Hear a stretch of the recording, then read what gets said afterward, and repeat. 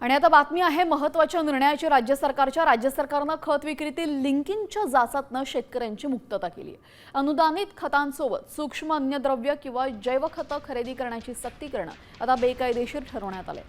कृषी मंत्री दत्तात्रय भरणे यांनी अशा मनमानी प्रकारांविरुद्ध कठोर कारवाईचे आदेश दिलेत। नियम मोडणाऱ्या खत कंपन्या आणि विक्रेत्यांवर दंडात्मक कारवाईसह परवाना रद्द होण्याची टांगती तलवार असेल, ज्यामुळे शेतकऱ्यांची आर्थिक लूट थांबण्यास मदत होईल। तर अनुदानित खतांसोबत विनाअनुदानित उत्पादनं विकण्याच्या लिंकिंग प्रकारावर अधिकृत बंदी घालण्यात आली आहे। नियमबाह्य विक्री करणाऱ्या कंपन्या आणि विक्रेत्यांवर कायदेशीर कारवाईचे आदेश देण्यात आले आहेत। लिंकिंगमुळे होणारी आर्थिक लूट थांबवण्यासाठी कृषी आयुक्तालयाकडून तातडीने अंमलबजावणी केली जाईल। केंद्र सरकारच्या खत विभागाकडूनही अशा विक्रीला अन्यायकारक ठरवत मनाई करण्यात आली आहे।